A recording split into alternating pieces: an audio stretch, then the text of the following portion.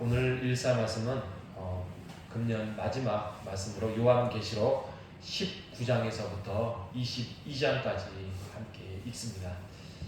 자, 어제 말씀드렸던 것처럼 요한계시록은 하나님의 계획, 하나님의 말씀을 이렇게 드러내고 벗기는 거고, 이렇게 알려지는 거고, 폭로하는 것이다. 이게 계시라는 뜻이라고 말씀을 드렸습니다. 6장에서부터 18장까지가 그 대환란, 영적인 싸움의 대환란이 이루어지고 있었습니다. 그리고 19장에 가면 이제 예수 그리스도의 재림, 여기서 백마탄자라고 표현을 합니다. 백마를 타고 이제 아기 예수로 오셨던 예수님, 말구유의 누추한 곳에서 정말 연약한 모습으로 왔던 그 아기 예수님의 초림이 이제는 재림은 그렇게 오지 않습니다. 백마탄자로서의 정말 훌륭한 군대 장관으로 오시는 분입니다. 그래서 오셔서 사탄을 완전히 제압하고 패배시킨다는 것입니다. 그리고 진노로 그동안의 심판을 진노의 잔치로서 심판을 한다는 것입니다. 그리고 20장에 가면 천년 왕국이 됐습니다. 천년 왕국이 이루어지고 있고, 21장과 22장에 가면 영원한 나라, 그래서 새 하늘과 새 땅이 이루어지고 있음을 성경은 말씀하고 있습니다. 그래서 요한계시록이 어떻게 보면 신구약 성경의 종착지지요. 마무리가 되어 있습니다. 오늘 읽었던 말씀 22장에 가면 이렇게 시작합니다. 또 그가 수정같이 맑은 생명수의 강을 내게 보인다. 하나님과 어린 양의 보좌로부터 그게 나왔습니다.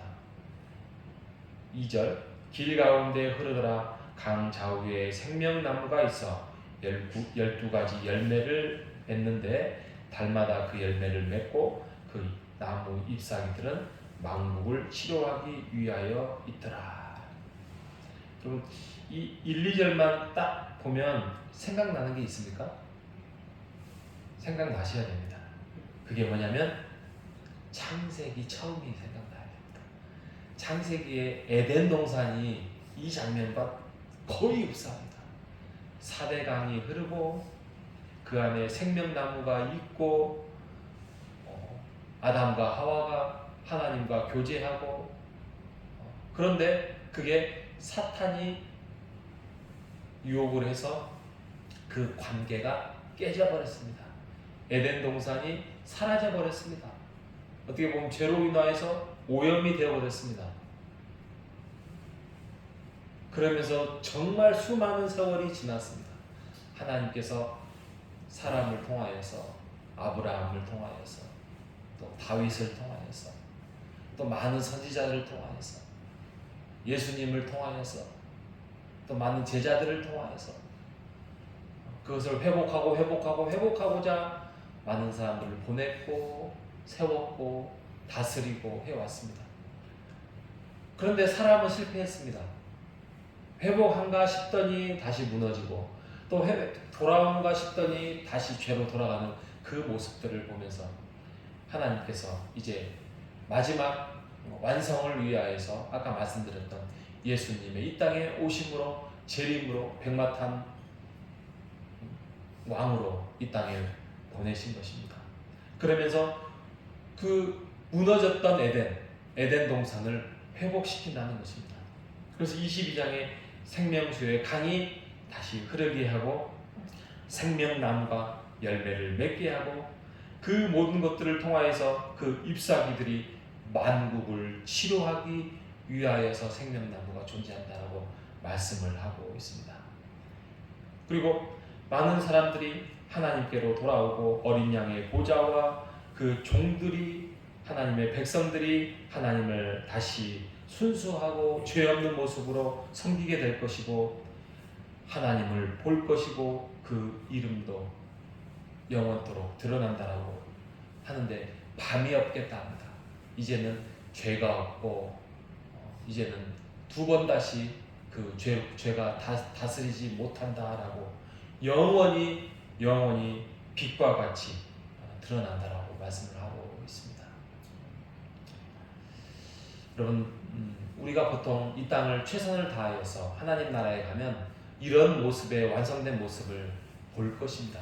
하지만 그것이 단지 죽어서 이루어지는 것이 아니라 바로 이 땅에 완전치는 않지만 이 땅에 하나님의 나라가 완성을 위하여서 우리가 존재하는 것입니다. 그것이 우리의 사명이에요. 이 지구상에 죄도 많고 아픔도 많고 슬픔도 많지만 하나님의 나라가 어디에 있다? 너희 안에 있다라고 예수님께서 초림 때 말씀하셨던 것처럼 완전치는 않고 또 연약한 부분도 있지만 우리에게 그런 하나님의 나라를 만들어 가라고 크고 작은 사명을 제자들에게 주셨고 그게 복음이라는 아주 완벽한 무기를 통하여서 우리에게 그 하나님의 나라를 완성케 위하여서 예수님이 오시는 그날까지 우리에게 사명을 주셨습니다. 그러니까 우리가 뭐 다른 거 없어요. 우리가 복음을 전합시다. 뭐 전도를 하고 또 우리가 예배를 드립시다. 이 주일 예배 나오고 우리가 열심히 공동체로 모여서 기도합시다. 이런 것들이 모든 것이 하나님의 나라를 이 땅에 만들어가기 위한 하나님의 사명을 우리가 감당하는 것입니다. 그것이 교회예요. 1차적인 목표가 교회예요. 교회 안에서 세상의 법을 뛰어넘을 수 있고 세상의 사랑이 세상의 우정이 뛰어넘을 수 있는 그곳이 바로 교회입니다.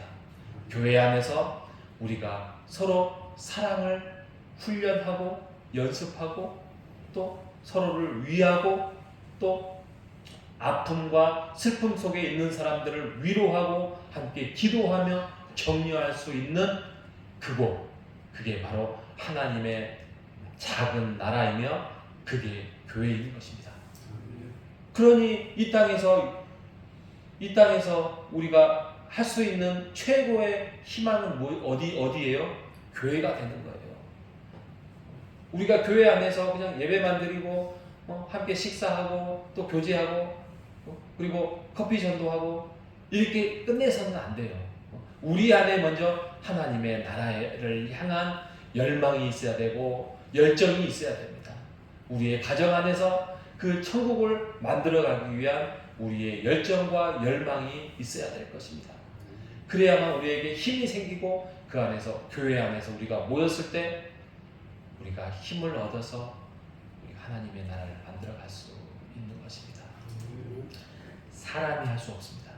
그럼 솔직히 사람이 무서운 존재잖아요.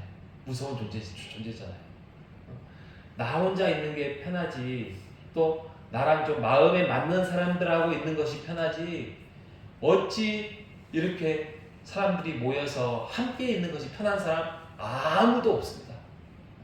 옷 하나 제대로 벗을 수 없고 말 하나 제대로 편하게 할 수 없는 것이 인간관계 아니겠습니까? 그런데요, 여러분 우리가 교회 안에서 그렇게 한 몸으로 이루라. 사랑이라는 게 그거 아닙니까? 하나님을 사랑하는 자, 복음을 사랑하는 자, 예수님을 사랑하는 자, 그 사랑 안에 이웃을 내 몸과 같이 사랑하라는 예수님의 말씀처럼 우리가 교회 안에서 함께 이루어 나가는 하나님의 나라를 세워나가는 우리가 모두 되시기를 바랍니다.